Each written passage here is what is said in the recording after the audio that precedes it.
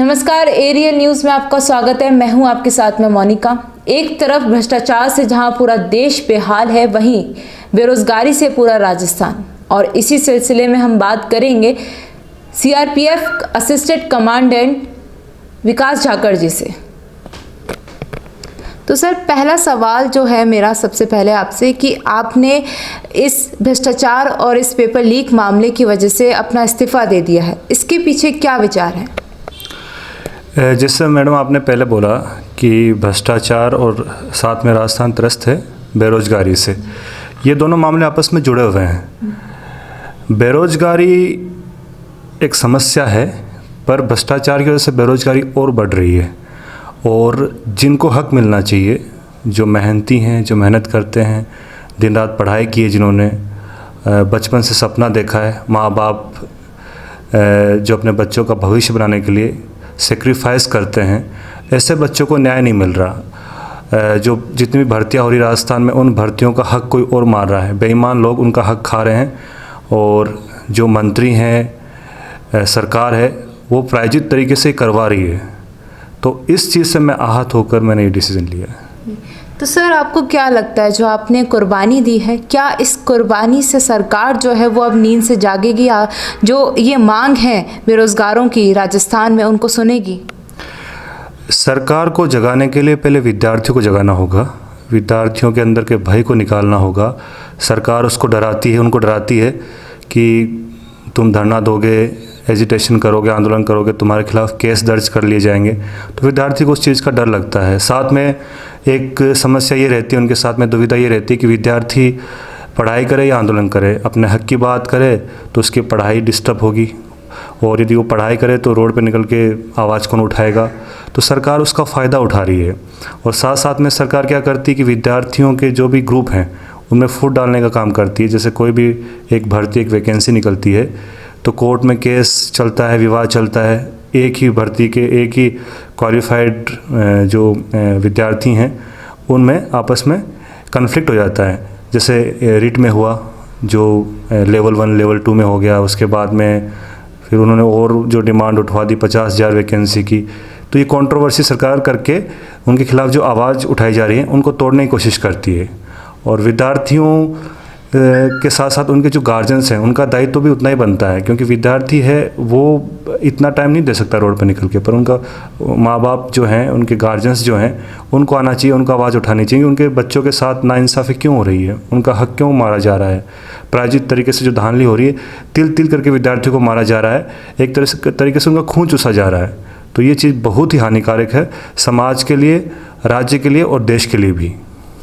तो सर, जैसा कि सरकार 3 साल बेमिसाल के नारे लगा रही है और दूसरी तरफ शहीद स्मारक पर बेरोजगारों का, अभ्यर्थियों का अपनी मांग को लेकर धरना जारी है, तो इस पर आपके क्या विचार हैं? ये 3 साल बेमिसाल हैं सरकार के? सरकार ने खूब पैसा कमाया भर्तियों में, तो सरकार के लिए तो बेमिसाल ही रहेगा 3 साल। पर बच्चों के लिए तो ये बर्बादी वाले रहे, खासकर जो 2021 वर्ष रहा, क्योंकि पिछले तो भर्ती प्रक्रिया हुई नहीं कोविड की वजह से। और इस साल जब शुरू हुई तो घोटालों पे घोटाले, भर्तियों में धांधलियाँ, नकल, पेपर लीक लगातार। तो इन चीज़ों को देखते हुए बच्चों के लिए तो ये 3 साल बेमिसाल नहीं रहे, सरकार के लिए हो सकता है रहे होंगे। जी। तो सर, जो आगे जो मेन सवाल यही है कि कल आप युवा हुंकार के बैनर तले शहीद स्मारक जाने वाले हैं, बात करने वाले हैं, उसके पीछे क्या मोटिव है आपका? उसके पीछे एक ब्रॉड सोच है हमारी। हम क्या, अब जैसे बच्चे आते हैं, रीट की परीक्षा, पुलिस में धांधली हुई, सीबीआई इंक्वायरी होनी चाहिए।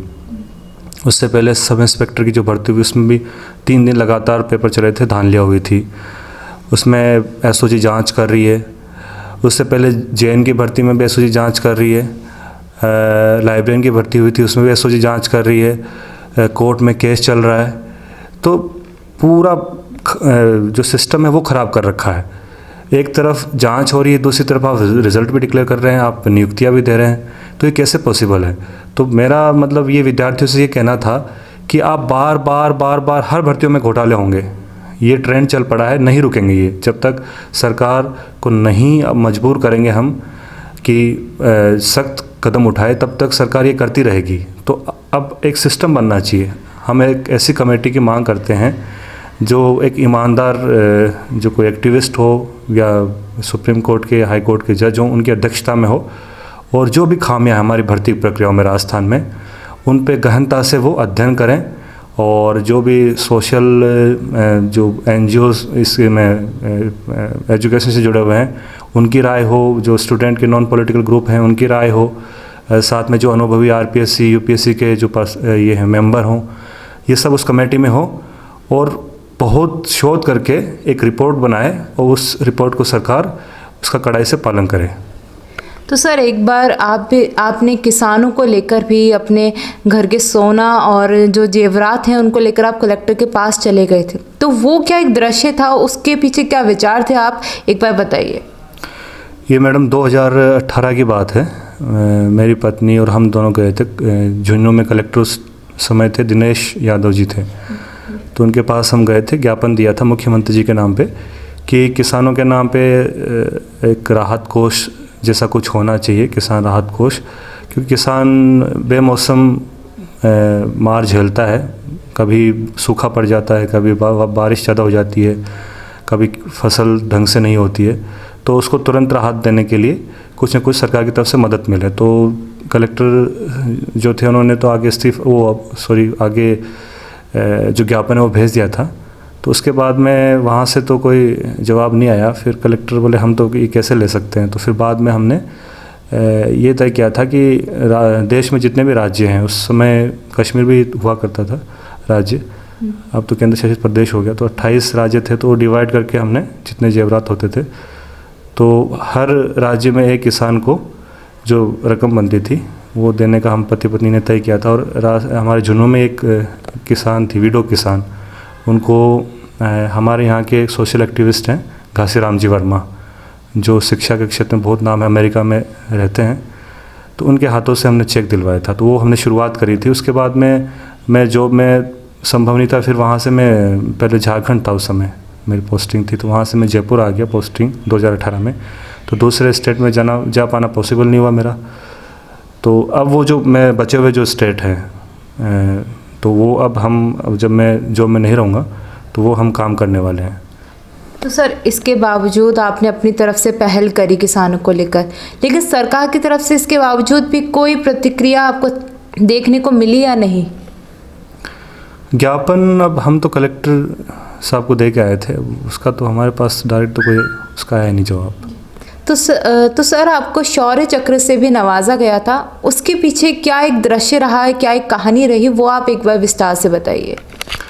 जी, ये नवंबर 2016 की घटना है। मैं झारखंड में कोबरा बटालियन में पोस्टेड था।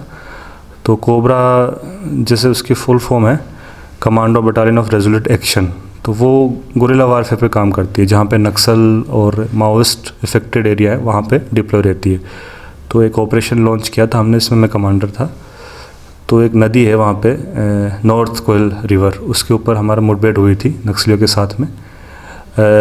लगभग 100 से अधिक नक्सली थे और हमारा बहुत छोटा ट्रुप्स था। तो उन्होंने नदी के ऊपर घात लगा के हमारे ऊपर हमला किया। तो उसमें हमारे 3 जवान फंस गए थे नदी के ऊपर ही। तो उनको बचाने के लिए मैं जो बचे हुए जवान थे हमारे 15-16, उनको लेकर नदी की तरफ कूद गया, और पूरा हम फायर और एक्शन करते हुए नक्सलियों की तरफ टूट पड़े, और जहाँ से वो फायर कर रहे थे उस हाइट को हमने डोमिनेट कर लिया। तो उस ऑपरेशन में हमने टोटल 7 नक्सली मारे थे, उसमें 6 डेड बॉडी रिकवर हो गई थी। एक नक्सली एक डेड बॉडी अपने साथ में लेके भाग गए थे। तो उसी इनकाउंटर में जो काम किया था, जो नेतृत्व और जो करेज दिखाया था, उसके लिए राष्ट्रपति जी द्वारा अप्रैल 2018 में शौर्य चक्र से नवाजा गया था। तो सर, अंत में एक लास्ट सवाल है आपसे कि जो समाज है, जो लोग हैं आपको देख रहे हैं दर्शक, उनको आप एरियल न्यूज़ के माध्यम से क्या संदेश देना चाहेंगे? मेरा संदेश यही रहेगा कि ये कब तक किसी भी जो हमारे ऊपर एक जुल्म होता है, उसकी एक सीमा होती है। आप कब तक उसको बर्दाश्त करोगे? डेमोक्रेसी है, कोई राजाशाही तो है नहीं कि मतलब राजा जुल्म ढा रहा है हम लोग सह रहे हैं। सरकार हमारे ही वोटों से बनी है और सरकार हमारी बात नहीं सुन रही। तो इसके लिए हम लोगों को जागना पड़ेगा, विद्यार्थियों को खड़ा होना पड़ेगा। इसमें मैं एक बात ये कहूँगा कि पर्टिकुलर आप बटे मत, एक मोटिव होना चाहिए सबका कि हमारी जो भर्ती प्रक्रिया है राजस्थान में उसमें ट्रांसपेरेंसी हो, उसमें पूरी निष्पक्षता हो, उसमें पूरी विश्वसनीयता हो, उसके साथ में भर्ती प्रक्रिया हो। चाहे एक वैकेंसी निकाले सरकार, चाहे 1 लाख निकाले, पर जो व्यक्ति उसमें भर्ती हो रहा है वो पूरी ईमानदारी से भर्ती हो, ये हमारा मोटिव होगा। तो ये बार बार हमको सीबीआई इंक्वायरी के लिए और ये भर्तियाँ कैंसिल कराने के लिए ये मांगे नहीं उठानी पड़ेगी। और साथ में मैं जो भी माता पिता हैं, परिवारजन हैं बच्चों के, उनसे ये कहना चाहूँगा, आप अपने बच्चों को पढ़ा क्यों रहे हो? आखिर मतलब उद्देश्य क्या पढ़ाने का? कोई भी चीज़ का उद्देश्य होता है कि आप बच्चे को छोटे प्राइमरी स्कूल में डाला तो बड़ा होकर मैं इसको ये बनाऊंगा, कलेक्टर बनेगा या आगे जाके यहाँ नौकरी करेगा। तो जब भर्तियों में इतने घोटाले हो रहे हैं, नौकरियाँ बाज़ारों में बिक रही हैं, पेपर बिक रहे हैं और सरकार बेशर्मी की तरह उस चीज़ को नकार रही है, तो आप लोग आखिर मतलब ये सुधार नहीं करेंगे तब तक आप अपने बच्चों को पढ़ाई करेंगे क्या? कोचिंग में भेज के करेंगे क्या? महंगे स्कूल में पढ़ाई करेंगे क्या? तो इसके लिए हमको उठ खड़ा होना होगा। और ये हक की आवाज़ है, इसमें कोई किसी का कुछ नहीं, हर समाज का हर तबका इससे परेशान है। आप देख लीजिए जो भी भर्तियाँ हो रही, हर कैटेगरी की जो कट ऑफ है वो पुरानी भर्ती से 10-10 नंबर ऊपर जा रही है। तो ये साफ दर्शाता है कि बहुत बड़े लेवल पर धांधलियाँ हो रही हैं। तो हमको उसके लिए एकजुट होना होगा और एक आवाज़ उठानी पड़ेगी जिससे सरकार मजबूर हो और हम अपनी बात जो पूरे राजस्थान के लिए उसकी भलाई के लिए होगी उसको मानने के लिए सरकार मजबूर हो। तो धन्यवाद सर आपका हमारे साथ जुड़ने के लिए। और इसी के साथ में हमारे साथ थे विकास झाकर जी, CRPF असिस्टेंट कमांडेंट, और इसके साथ बने रहिए एरियल न्यूज़ के साथ में। नमस्कार।